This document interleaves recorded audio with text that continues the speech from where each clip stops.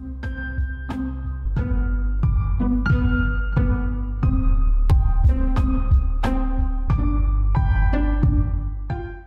standing in the grounds of Darwin College. The college takes its name from the family of Charles Darwin, the father of the theory of evolution, who once owned the house. Today, Darwin is famous for its diverse Masters and PhDs community, as well as famous alumni who have achieved eminence in life and scholarship. As a member of Darwin College, I find it to be a perfect place for us to step into a conversation about the theories that inform our understanding about MOOCs and SPOCs phenomena.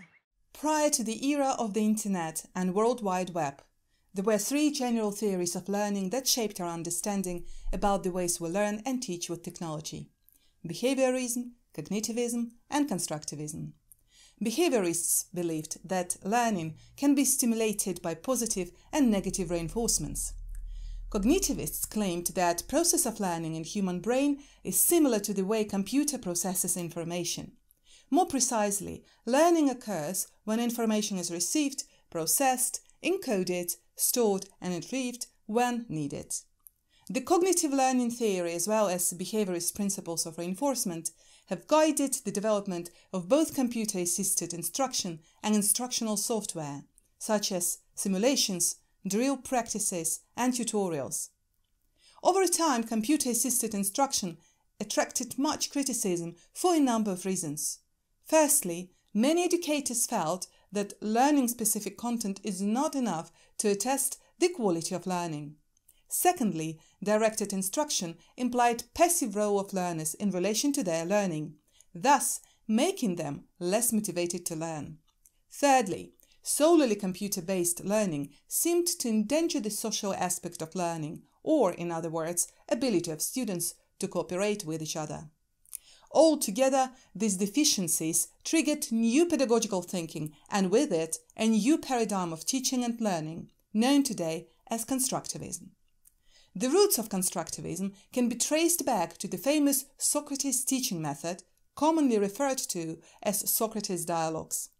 The modern version of constructivism largely derives from the works of John Dewey, Lev Vygotsky, Jean Piaget, Jerome Bruner, and Howard Gardner.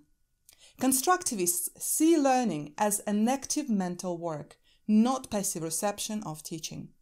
In other words, learner is not only actively engaged, but also responsible for his or her own learning. In the context of teaching, the constructivist view of learning manifests through teaching practices that encourage active learning. In more specific terms, it means that students construct their knowledge in connection with real life, for example, with the help of real-life problem-solving tasks, and with each other, for example, cooperative learning, through relevant, meaning activities, such as project-based learning. With the expansion of the Internet, educators and learners alike realized that Internet is a perfect medium for sharing and collaborating. Many constructivist approaches seemed to integrate seamlessly with these new technological trends. Dewey's cooperative learning, Vygotsky's zone of proximal development and scaffolding, Gardner's theory of multiple intelligence, all mesh well with the affordances of online communication technologies such as emails, blogs, forums, wikis, and similar. Yet, with the growing evidence from research on learning and teaching with technology, it became apparent that behaviorist, cognitive learning, and constructivist schools of thought failed to accommodate all dimensions and complexities of learning in the era of World Wide Web. To fill the gap, George Simmons introduced connectivism, a theory that describes how learning occurs in a digital age. In its essence, connectivism sees learning as the process of creating connections as the result of interaction and reflection. In the words of Simmons, in connectivism, we place new knowledge in relation to other knowledge.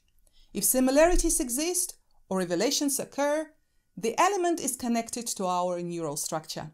We connect more than we construct. For example, the pedagogical model of MOOCs, builds on connectivism and encourages knowledge building through active and open peer collaboration.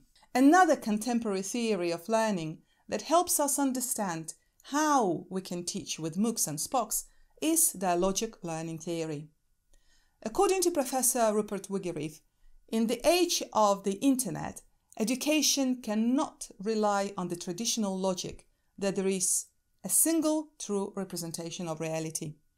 What we witness is the new logic of education, which is dialogic and, I'm quoting, characterizes education as learning to learn, think and thrive in the context of working with multiple perspectives and ultimate uncertainty. This presumes that through engaging in dialogic processes mediated by technology, learners are able to construct knowledge and develop reflective thinking.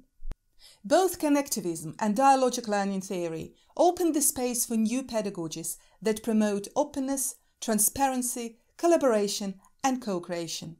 They also urge us to rethink how we understand learning and teaching, as an ultimate destination or a process.